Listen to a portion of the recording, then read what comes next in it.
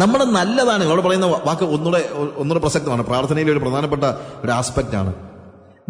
നിങ്ങൾ അങ്ങനെ ദോഷികളായ നിങ്ങളുടെ മക്കൾക്ക് നല്ല ദാനങ്ങളെ, മോശം ദാനങ്ങളെ കൊടുക്കാൻ ആഗ്രഹിക്കുന്നില്ല. എങ്ങനെയുള്ള ദാനങ്ങളെ കൊടുക്കാൻ ആഗ്രഹിക്കുന്നുള്ളൂ? നല്ല ദാനങ്ങൾ. മകൻ അപ്പം ചോദിച്ചാൽ കല്ല് കൊടുക്കുമോ? ഇല്ല. മകൻ മീനെ ചോദിച്ചാൽ പാമ്പിനെ കൊടുക്കുമോ? ഇല്ല. മുട്ട ചോദിച്ചാൽ തേളിനെ കൊടുക്കുമോ? ഇല്ല. കാര്യം അവൻ ചോദിക്കുന്ന കാര്യങ്ങൾ എന്താണ്? മോശപ്പെട്ട നിലയിൽ കൊടുക്കാൻ നിങ്ങളുടെ പിതാവിന് നിങ്ങൾ ഒരിക്കലും ചെയ്യത്തില്ല. നിങ്ങളുടെ മക്കൾക്ക് ഉപദ്രവം ഉണ്ടാകുന്ന ഒരു കാര്യം നിങ്ങൾ ചെയ്യത്തില്ല. നല്ല കാര്യങ്ങൾ മാത്രമേ ചെയ്യത്തുള്ളൂ. ഇതിന്റെ മറുവശം, മകൻ കല്ല് ചോദിച്ചാൽ കല്ല് കൊടുക്കുമോ?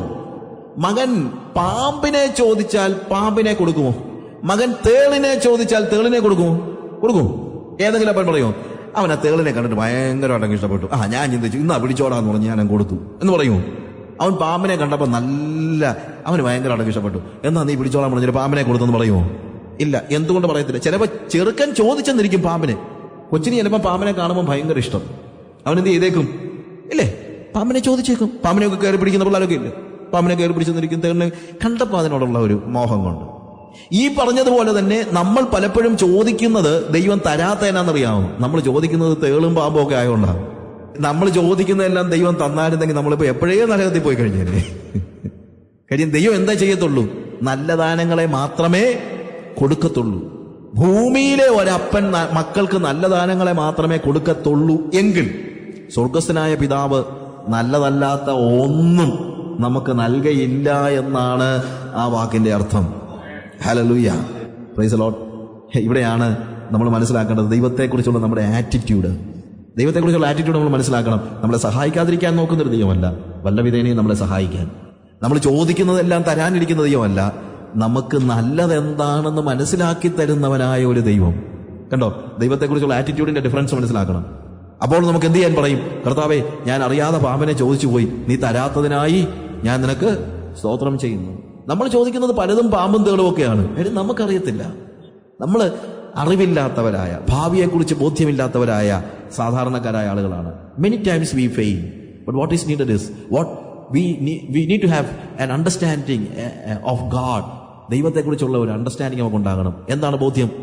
എൻ്റെ ദൈവം എനിക്ക് ദോഷമായ ഒരു കാര്യവും ചെയ്യത്തില്ല. ഒരു പക്ഷേ ഞാൻ പ്രാർത്ഥിക്കുന്നത് ദോഷമായ കാര്യമായിരിക്കും, എന്നാലും കർത്താവ് എനിക്ക് തരത്തില്ല.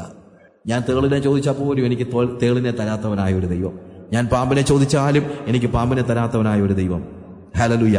ദൈവത്തെക്കുറിച്ചുള്ള ആറ്റിറ്റ്യൂഡ് ആണ് നമ്മളുടെ പ്രാർത്ഥനയെ നിയന്ത്രിക്കുന്ന അല്ലെങ്കിൽ ഹിൻഡ്രൻസ് ആയിട്ട് നിൽക്കുന്നത്. പല സമയത്തും നമ്മൾ പ്രാർത്ഥിക്കാതെ നമ്മൾ പ്രാർത്ഥിച്ചിട്ട് കാര്യമൊന്നുമില്ല, ദൈവം അങ്ങനൊന്നും കാര്യങ്ങളൊന്നും ചെയ്യത്തില്ല എന്നൊക്കെ ചിന്തിക്കുന്ന പോലെ, അല്ലെങ്കിൽ അതൊക്കെ ചിലർക്ക് മാത്രമേ ദൈവം കൊടുക്കത്തുള്ളൂ എന്ന് ചിന്തിക്കുന്നത്. ചിലപ്പോഴേ പല സമയത്ത് ഈ ആത്മീക വരങ്ങൾക്ക് വേണ്ടി നമ്മൾ പ്രാർത്ഥിക്കാത്തതിന്റെ കാര്യം എന്നറിയാമോ? അതൊന്നും എനിക്കുള്ളതല്ല എന്നുള്ള ചിന്തയാണ്.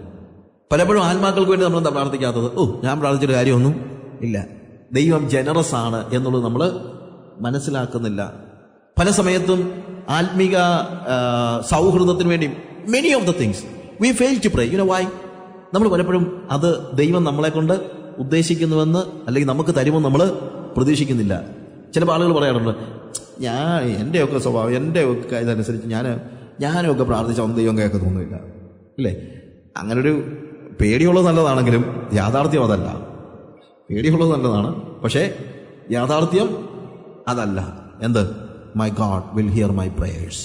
എൻ്റെ കർത്താവ് എൻ്റെ പ്രാർത്ഥന കേൾക്കും എന്നുള്ളതായ ബോധ്യം. ഇനി അടുത്തതായിട്ട് another hindrance is dishonesty. Dishonesty എന്ന് പറഞ്ഞു കഴിഞ്ഞാൽ പ്രാർത്ഥിക്കുന്ന കാര്യങ്ങൾ നമ്മൾ തന്നെ ഓണസ്റ്റായിട്ട് പറയാത്തതാണ് പ്രാർത്ഥനയുടെ ഒരു തടസ്സം. മാർട്ടിൻ ലൂതർ പറഞ്ഞൊരു വാചകമുണ്ട്, the first law of prayer is, പ്രാർത്ഥനയെക്കുറിച്ചുള്ള ഒന്നാമത്തെ നിയമം, ഡോണ്ട് ലൈ ടു ഗാഡ്. ദൈവത്തോട് കള്ളം പറയരുത്. അപ്പൊ നമ്മൾ ദൈവത്തോട് കള്ളം പറയുമോ? Yes, many times. എന്താ കള്ളം? ഒന്നാമത്തെ കാര്യം എന്ന് വെച്ച് കഴിഞ്ഞാൽ, കർത്താവേ എന്നെ മാറ്റണമേ എന്ന് നമ്മൾ പറയും, പക്ഷെ മാറ്റത്തിന് നമ്മൾ തയ്യാറല്ല. കർത്താവേ എന്നെ പണിയണമേ എന്ന് പറയും, പക്ഷേ പണിയാൻ ഉളിയും കൊണ്ട് വരുമ്പോഴത്തേക്ക് നമ്മൾ ഓടും. കർത്താവേ എന്നെ ചെത്തണമേ എന്ന് പറയും, പക്ഷേ ചെത്താൻ കത്രിയം കൊണ്ട് വരുമ്പോൾ നമ്മൾ പറയും, അയ്യോ എന്നെ ഉപദ്രവിക്കരുതെന്ന് പറയും. നമ്മളുടെ പല പ്രാർത്ഥനകളും ജെനുവിൻ അല്ല.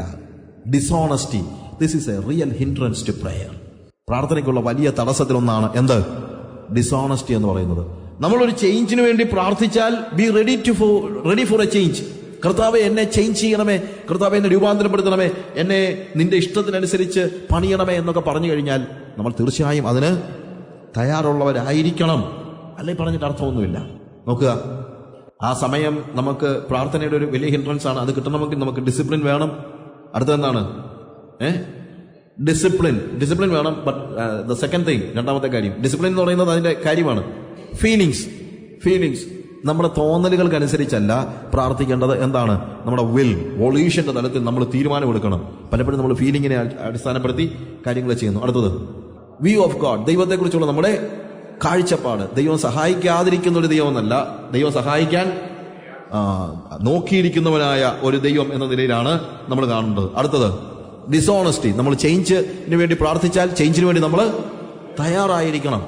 അടുത്ത കാര്യം വെയ്ഗായിട്ടാണ് നമ്മൾ പലപ്പോഴും പ്രാർത്ഥിക്കുന്നത്. ഒരു ഫോക്കസ്ഡ് അല്ല നമ്മുടെ പല പ്രാർത്ഥനയും.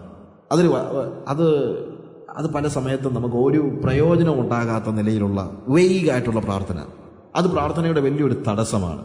നമ്മൾ പലപ്പോഴും കർത്താവെ എന്നെ മാറ്റണേ എന്ന് പറയുമ്പോൾ കർത്താവെ എൻ്റെ ഏത് സാഹചര്യം, ഏത് കാര്യത്തെ മാറ്റണമെന്ന് നമ്മൾ പറയുന്നില്ല. കർത്താവെ ഞാൻ പല പ്രാവശ്യം തെറ്റിപ്പോയി, അതുകൊണ്ട് എന്നെ തെറ്റുകളിൽ നിന്നൊക്കെ വിടുവിക്കണമേ. പക്ഷെ എവിടെയാ തെറ്റിപ്പോയെന്നുള്ളത് നമ്മൾ പറയത്തില്ല, നമ്മൾ സംസാരിക്കത്തില്ല. നമ്മൾ കർത്താവിനോട് എന്താണ് ഫോക്കസ്ഡ് ആയിട്ട് സംസാരിക്കത്തില്ല. കർത്താവിനോട് നമ്മൾ പറയുമ്പോഴത്തേക്ക് കർത്താവെ ഇന്ന കാര്യത്തിൽ ഇന്ന വാക്ക് ഞാൻ പറഞ്ഞത്, ഞാൻ നിനക്ക് യോജിക്കാത്ത കാര്യമാണ് ഞാൻ പറഞ്ഞത്, ഞാനത് റിഗ്രറ്റ് ചെയ്യുന്നു. വെയ്ഗല്ല പ്രാർത്ഥന, സ്പെസിഫിക് ആയിരിക്കണം. കർത്താവിനൊരു കാര്യത്തെക്കുറിച്ച് ക്ഷമ ചോദിക്കുമ്പോഴും കർത്താവെ, ചിലപ്പോൾ ആളുകൾ പറയുമല്ലോ, കർത്താവെ മറഞ്ഞിരിക്കുന്ന പാപങ്ങളെ പോക്കി എന്നെ ശുദ്ധീകരിക്കണമേ. തെളിഞ്ഞിരിക്കുന്ന 100 എണ്ണം ഉണ്ട്, മിണ്ടത്തില്ല. മറഞ്ഞിരിക്കുന്ന പാപങ്ങളെ കർത്താവെ ഞാൻ എന്തെങ്കിലും അറിയാതെ എൻ്റെ വാക്കിലോ നോട്ടത്തിലോ പ്രവൃത്തിയിലോ എന്തെങ്കിലും സംഭവിച്ചിട്ടുണ്ടെങ്കിൽ, ഇല്ലയോ, നമുക്കറിയത്തില്ലയോ എന്തൊക്കെ സംഭവിച്ചിട്ടുണ്ടെന്നുള്ളത്. വെയ്ഗായിട്ടുള്ള പ്രാർത്ഥന കൊണ്ട് ഒരു കാര്യവുമില്ല. You need to be specific. കർത്താവെ ഇന്ന കാര്യത്തിൽ എനിക്ക് പാളിച്ച പറ്റിപ്പോയി, എന്നോട് ക്ഷമിക്കണമേ, ഞാൻ ഇന്ന ഭാഗത്ത് വീണുപോയി. വെയ്ഗായിട്ടുള്ള പ്രാർത്ഥന കൊണ്ട് ഒരിക്കലും നമുക്കൊരു ചേഞ്ച് ഉണ്ടാകത്തില്ല. നിങ്ങൾ ചിന്തിക്കുന്നുണ്ടോ? നാളെ അത് തന്നെ ചെയ്യും, അത്രയേ ഉള്ളൂ. യാതൊരു വ്യത്യാസം ഉണ്ടാകത്തില്ല.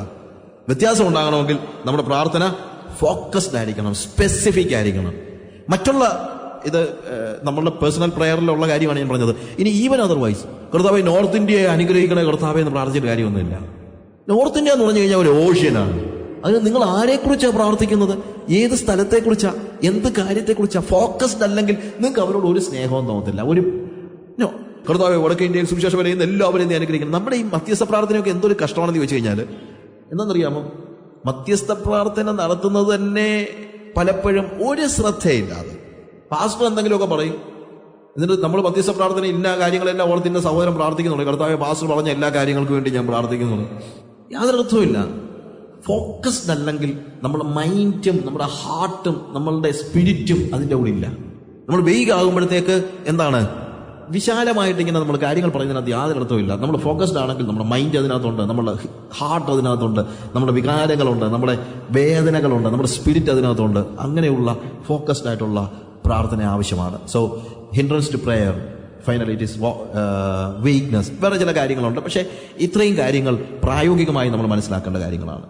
ഇനി അടുത്തതായിട്ട് ഞാൻ ബിബ്ലിക്കലായിട്ട് വേദപുസ്തകത്തിൽ നിന്ന് പ്രാർത്ഥനയ്ക്കുള്ള തടസ്സങ്ങൾ ആയിട്ട് പറയുന്ന ചില കാര്യങ്ങൾ ഞാനൊന്ന് ആദ്യം അതിൻ്റെ വേർഡ്സും അല്ലെങ്കിൽ അതും അതിൻ്റെ റെഫറൻസസും പറയാം. കാര്യം ഒരു പക്ഷേ എല്ലാം വിശദമാക്കാനായിട്ട് എനിക്ക് കഴിയാത്തത് കൊണ്ടാണ്. ഒന്ന്, hindrances for prayer, visible sins. പ്രത്യക്ഷത്തിൽ പാപങ്ങൾ നമ്മുടെ പ്രാർത്ഥനയുടെ തടസ്സമാണ്, അല്ലെങ്കിൽ അതൊരു ഹിൻഡ്രൻസ് ആണ്. അതിൻ്റെ റെഫറൻസ് യാക്കോബിന്റെ ലേഖനം 5-ാം അധ്യായം അതിൻ്റെ 16-ാം വാക്യം. ഇത് ഞാൻ പിന്നീട് പറയാം, ഇത് എഴുതിയെടുക്കുന്നവർക്ക് വേണ്ടി ഞാൻ പെട്ടെന്ന് പറയാണ്. ഒന്ന്, വിസിബിൾ സിൻസ്. രണ്ട്, സിൻസ് ഓഫ് അവർ ഹാർട്ട്, ഹൃദയത്തിൽ ഉള്ള പാപം. അതിന്റെ റെഫറൻസ് സങ്കീർത്തനം 66:18. മൂന്നാമത്തത്, sins of our inner being, എൻ്റെ അന്തർഭാഗത്തിലെ പാപങ്ങൾ. സങ്കീർത്തനം 26:2. അടുത്തത്, എ ഹാർട്ട് വിത്ത് പാഷൻസ്, ഭോഗേച്ഛകളിൽ ചെലവിടേണ്ടതിന് മനസ്സ് കൊടുത്തിരിക്കുന്ന അല്ലെങ്കിൽ സ്വാർത്ഥമായ മോഹങ്ങൾ വെച്ച് പുലർത്തുന്ന ഒരു വ്യക്തിയുടെ പ്രാർത്ഥന ദൈവം കേൾക്കുന്നില്ല. യാക്കോബിന്റെ ലേഖനം 4-ാം അധ്യായം അതിന്റെ 1 മുതൽ 5 വരെ. അഞ്ചാമത്തേത്, എ ഡൗട്ട്ഫുൾ ഹാർട്ട് സംശയിക്കുന്നതായ ഒരു ഹൃദയത്തിന്റെ പ്രാർത്ഥനകൾ ദൈവം കേൾക്കുന്നില്ല. മർക്കോസിന്റെ സുവിശേഷം 11:20 മുതൽ 24 വരെ, അതിനോട് ചേർന്ന് പഠിക്കാനായിട്ട് റോമർ 14:23, എബ്രായർ 11:6, യാക്കോബ് 1:5 മുതൽ 8 വരെ. A doubtful heart. ആറാമത്തേത് എ ഡിസൊബീഡിയൻ ഹാർട്ട്. അനുസരിക്കാത്ത, അനുസരണ മനോഭാവമില്ലാത്ത ഒരു ഹൃദയത്തിലെ പ്രാർത്ഥനകൾ ദൈവം കേൾക്കുന്നില്ല. 1 യോഹന്നാൻ 3:21 മുതൽ 22 വരെ. അടുത്തത് ഏഴാമത്തേത് an unforgiving spirit. ക്ഷമിക്കുവാൻ മനസ്സില്ലാത്ത ഒരു വ്യക്തിയുടെ പ്രാർത്ഥന ദൈവം കേൾക്കുന്നില്ല. മർക്കോസിന്റെ സുവിശേഷം 11:24-25, മത്തായിയുടെ സുവിശേഷം 18:23 മുതൽ കൊലോസിയർ 3:13, മത്തായിയുടെ സുവിശേഷം 6:12 മുതൽ 15 വരെ. അടുത്തത് praying outside the will of God. ദൈവഹിതത്തിന് പുറത്തുള്ള പ്രാർത്ഥനകൾ. 1 യോഹന്നാൻ 5:19, യാക്കോബ് 4:3, 1 യോഹന്നാൻ 5:14, റോമർ 8:26-27, യോഹന്നാൻ 6:38, എബ്രായർ 10:7. അടുത്തത് ഡിസ്റ്റോർട്ടഡ് ഡിലൈറ്റ്സ്. നമ്മളുടെ യഹോവയെ തന്നെ രസിച്ചുകൊള്ളുക എന്ന് പറയുന്ന നമ്മുടെ ദൈവത്തിലുള്ള ആ രസം അത് മാറി ലൗകികമായ കാര്യങ്ങളിലേക്ക് നമ്മളുടെ ഡിലൈറ്റ്സ് ഡിസ്റ്റോർട്ടഡ് ആവുകയാണെങ്കിൽ ദൈവത്തിന്റെ സന്നിധിയിൽ നമ്മുടെ പ്രാർത്ഥന കേൾക്കാനുള്ള സാധ്യത കുറവാണ്. സങ്കീർത്തനം 37:4. അടുത്തത് ആൻ അൺസൗണ്ട് മാരിറ്റൽ റിലേഷൻഷിപ്പ്. വിവാഹ ജീവിതത്തിലെ പാളിച്ചകൾ പ്രാർത്ഥനയ്ക്ക് ഒരു ഹിൻഡ്രൻസ് ആണ്. 1 പത്രോസ് 3:7. അടുത്തതായിട്ട് പവേഴ്സ് ഓഫ് ഡാർക്ക്നെസ്. അന്ധകാരത്തിന്റെ ശക്തികൾ. ദാനിയേൽ 10:12 മുതൽ 13 വരെ, എഫേസ്യർ 6:11 മുതൽ 12, യാക്കോബ് 4:7, എഫേസ്യർ 4:27. ഒരുപക്ഷെ എല്ലാം പറയാൻ സമയം കിട്ടിയില്ലെങ്കിലെന്ന് വെച്ചുകൊണ്ടാണ് ഞാൻ ഈ റെഫറൻസസ് പെട്ടെന്ന് പറഞ്ഞത്. ഒന്നാമത്തേലേക്ക് വരാം. നമ്മളുടെ പ്രാർത്ഥനയ്ക്ക് തടസ്സം നിൽക്കുന്നതായ അല്ലെങ്കിൽ ഉത്തരം കിട്ടാത്ത പ്രാർത്ഥനയുടെ കാരണങ്ങൾ. പലപ്പോഴും നമ്മൾ പ്രാർത്ഥിച്ചിട്ട് നമ്മൾ ഉത്തരം കിട്ടുന്നില്ലെന്ന് പറയും. പക്ഷെ അതിന്റെ കാരണങ്ങൾ എന്താണ് എന്നുള്ളത് പഠിക്കുമ്പോൾ ഒന്നാമത് നമ്മൾ കാണുന്നത് യാക്കോബിന്റെ ലേഖനം 5-ാം അധ്യായം 16-ാം വാക്യം നോക്കുക. എന്നാൽ നിങ്ങൾക്ക് രോഗശാന്തി വരേണ്ടതിന് തമ്മിൽ പാപങ്ങളെ ഏറ്റുപറഞ്ഞ് ഒരുവന് വേണ്ടി ഒരുവൻ പ്രാർത്ഥിപ്പീൻ. അവൻ പാപം ചെയ്തിട്ടുണ്ടെങ്കിൽ അവനോട് ക്ഷമിക്കും. അപ്പോൾ രോഗിയായി കിടക്കുകയാണെങ്കിൽ മൂപ്പന്മാരെ വിളിച്ച് പ്രാർത്ഥിപ്പിക്കണം. അവൻ പാപം ചെയ്തിട്ടുണ്ടെങ്കിൽ അവനോട് ക്ഷമിക്കും. എന്താ അതിന്റെ അർത്ഥം? പാപം ചെയ്തിട്ടുണ്ടെങ്കിൽ നമുക്ക് രോഗം വരാം, പാപം ചെയ്തില്ലെങ്കിലും രോഗം വരാം. അല്ലെങ്കിൽ ഇങ്ങനെ പറഞ്ഞാൽ മതിയായിരുന്നു, അവന്റെ പാപത്തെ ദൈവം ക്ഷമിക്കുമെന്ന് പറഞ്ഞാൽ മതിയായിരുന്നു. പക്ഷെ അങ്ങനല്ല ഇവിടെ പറയുന്നത്. അവൻ പാപം ചെയ്തിട്ടുണ്ടെങ്കിൽ അവനോട് ക്ഷമിക്കും. അപ്പോൾ മൂപ്പന്മാർ വന്ന് പ്രാർത്ഥിക്കുമ്പോൾ ഞാൻ എൻ്റെ പാപത്തെക്കുറിച്ച് ബോധ്യമുണ്ടായി ദൈവസന്നിധിയിൽ എൻ്റെ പാപത്തെ ഏറ്റുപറയുമ്പോൾ ദൈവം എൻ്റെ പാപങ്ങളെ ക്ഷമിക്കുകയും എൻ്റെ രോഗം സൗഖ്യമാക്കുകയും ചെയ്യും. അപ്പോൾ എൻ്റെ പ്രത്യക്ഷമായ പാപം എൻ്റെ പ്രാർത്ഥന കേൾക്കുന്നതിന് തടസ്സമായി നിൽക്കുന്നു. പക്ഷെ അടുത്ത ഭാഗം എന്താണെന്ന് ചോദിച്ചു കഴിഞ്ഞാൽ, നിങ്ങൾക്ക് രോഗശാന്തി ഉണ്ടാകേണ്ടതിന് ഓരോരുത്തൻ തമ്മിൽ പാപങ്ങളെ ഏറ്റുപറഞ്ഞ് ഒരുവന് വേണ്ടി ഒരുവൻ പ്രാർത്ഥിക്കട്ടെ. എന്താ അതിൻ്റെ അർത്ഥം? എൻ്റെ സഭയിൽ ഒരാൾക്ക് രോഗമുണ്ടാകുമ്പോൾ അത് എൻ്റെ സഭയിലെ രോഗിയുടെ പാപം കൊണ്ട് മാത്രമായിരിക്കണമെന്ന് നിർബന്ധമില്ല. ചിലപ്പോൾ എൻ്റെ പാപം കൊണ്ടുകൂടെ ആയിരിക്കാം. ഇനി പ്രാർത്ഥിക്കാൻ ചെന്നവരാ അന്യോന്യം പാപങ്ങളെ ഏറ്റുപറയുന്നത്. അപ്പൊ പ്രാർത്ഥിക്കാൻ ചെന്നവർ അന്യോന്യം പാപങ്ങൾ ഏറ്റുപറയണമെങ്കിൽ പ്രത്യക്ഷത്തിൽ അറിയാവുന്ന പാപങ്ങൾ അന്യോന്യം ഏറ്റുപറയുന്നു.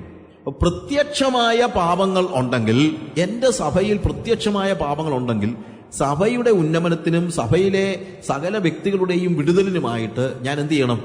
എൻ്റെ പ്രത്യക്ഷ പാപങ്ങൾ പ്രത്യക്ഷമായി തന്നെ ഏറ്റുപറഞ്ഞ് ഉപേക്ഷിക്കണം. ഏറ്റുപറഞ്ഞാൽ മാത്രം പോരാ.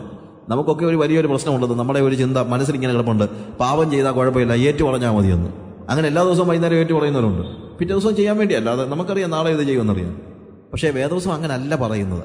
വേദവസം പറയുന്നത് തൻ്റെ ലംഘനങ്ങളെ മറയ്ക്കുന്നവന് ശുഭം വരികയില്ല, അവയെ ഏറ്റുപറഞ്ഞ് ഉപേക്ഷിക്കുന്നവന് കരുണ ലഭിക്കും. ഏറ്റുപറയുന്നവനല്ല, ഏറ്റുപറഞ്ഞ് ഉപേക്ഷിക്കുന്നവന്. അപ്പം വെറുതെ ഏറ്റുപറഞ്ഞാൽ പോരാ, എന്ത് വേണം?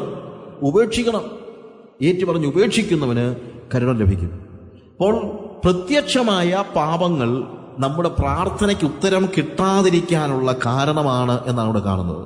നമ്മുടെ സഭയിലെ വ്യക്തികൾ വ്യക്തിപരമായിട്ടാണെങ്കിൽ അല്ലെങ്കിൽ ആരോടെങ്കിലും നമ്മളൊരു തെറ്റ് ചെയ്തിട്ടുണ്ടെങ്കിൽ ആ തെറ്റ് പ്രത്യക്ഷത്തിൽ തന്നെ ഏറ്റുപറഞ്ഞ് ഉപേക്ഷിക്കേണ്ടത് ആവശ്യമാണ്.